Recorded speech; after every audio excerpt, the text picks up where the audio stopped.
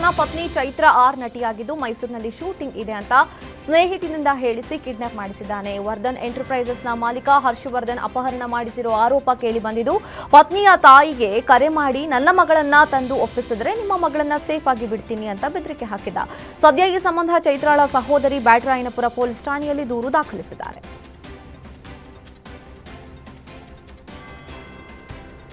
ಹೋಟೆಲ್ನ ಮಹಡಿ ಮೇಲಿಂದ ಯುವತಿ ಬಿದ್ದ ಕೇಸ್ಗೆ ವೈಟ್ಫೀಲ್ಡ್ ವಿಭಾಗ ಡಿಸಿಪಿ ಪರಶುರಾಮ್ ಪ್ರತಿಕ್ರಿಯೆ ಕೊಟ್ಟಿದ್ದಾರೆ. ಹೋಟೆಲ್ನಲ್ಲಿ ಸೌಂಡ್ ಆಗ್ತಿದೆ ಅಂತ ಬಂದ ಕರೆ ಆಧಾರದ ಮೇಲೆ ಹೋಗಿ ಹೊಯ್ಸಳ ಸಿಬ್ಬಂದಿ ಪರಿಶೀಲನೆ ನಡೆಸಿದ್ದಾರೆ. ಈ ವೇಳೆ 4ನೇ ಫ್ಲೋರ್ನ ಒಂದೇ ರೂಮಿನಲ್ಲಿ 8 ಜನ ಇದ್ದಿದ್ದು ಗೊತ್ತಾಗಿದೆ. ನಂತರ 4ನೇ ಫ್ಲೋರ್ನಿಂದ 2 ಯುವಕರನ್ನ ರಿಸೆಪ್ಷನ್ಗೆ ಕರೆದುಕೊಂಡು ಬರಲಾಗಿತ್ತು. ಈ ಸಂದರ್ಭದಲ್ಲಿ 4ನೇ ಫ್ಲೋರ್ನಿಂದ ಯುವತಿ ಕೆಳಗೆ ಬಿದ್ದಿದ್ದಾಳೆ ಅಂತ ಡಿಸಿಪಿ ಪರಶುರಾಮ್ ಹೇಳಿದ್ದಾರೆ.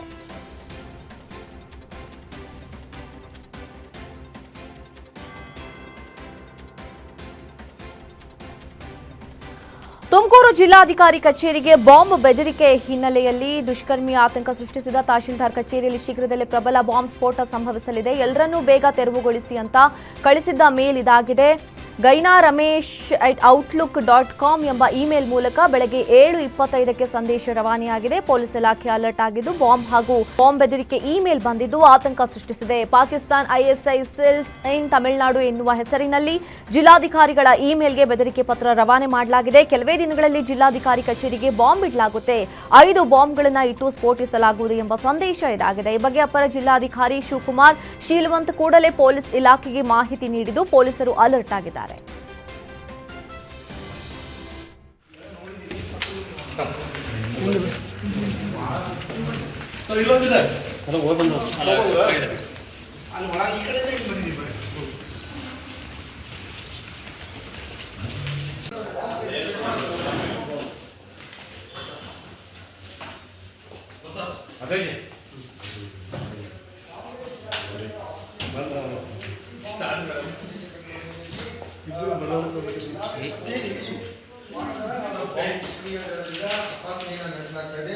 ದಾವಣಗೆರೆ ಜಿಲ್ಲಾಡಳಿತ ಭವನದಲ್ಲಿರುವಂತಹ 2 ಮಳಿಗೆಗಳಲ್ಲಿ ತೀವ್ರ ತಪಾಸಣೆಯನ್ನ ಈಗ ಬಾಂಬ್ ನಿಷ್ಕ್ರಿಯಗಳ ಮತ್ತು ಇನ್ನು ಶ್ವಾನಗಳಿಂದ.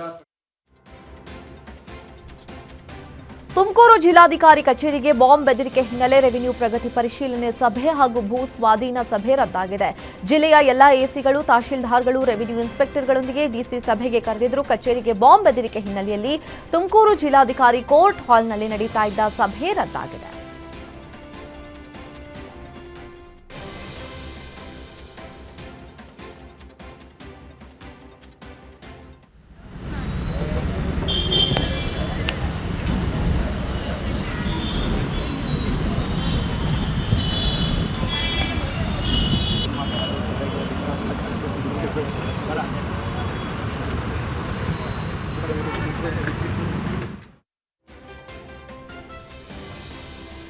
ಏಜೆಂಟ್ ನಂಬಿ ಉದ್ಯೋಗ ಅರಸಿ ವಿದೇಶಕ್ಕೆ ಹೋಗಿದ್ದ ಕನ್ನಡಿಗ ದುಬೈನಲ್ಲಿ ತುತ್ತು ಅನ್ನಕ್ಕೂ ಪರದಾಡುವಂತಹ ಶೋಚನೀಯ ಪರಿಸ್ಥಿತಿಗೆ ತಲುಪಿದ್ದಾನೆ. ವಿದೇಶಿ ಕಂಪನಿಯು ಆತನ ಪಾಸ್ಪೋರ್ಟ್ ಕಸಿದುಕೊಂಡು ಸಂಬಳವನ್ನು ನೀಡದೆ ಸತಾಯಿಸಿದ್ದಾನೆ.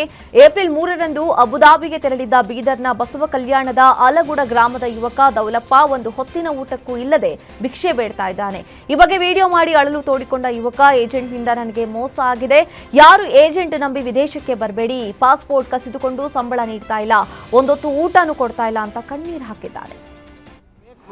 ನಂಗೆ ಈಗ ಇಲ್ಲಿ 6 ತಿಂಗಳು ಬಂದು ಕೆಲಸ ಮಾಡಿದೆವು. ಅವು 6 ತಿಂಗಳ ಮೇಲೆ ಕೆಲಸ ಕಂಪನಿಗಡೆ ಇಲ್ಲ.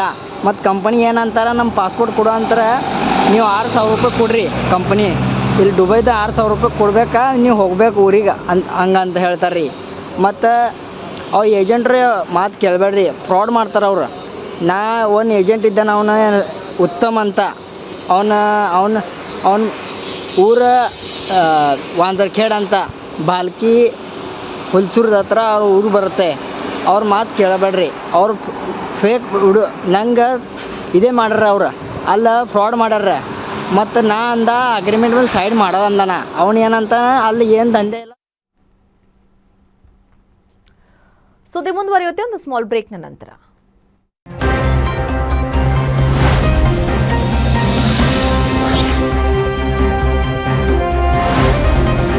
ಪೊಲೀಸರು ಬಂಧಿಸಿದ್ದಾರೆ.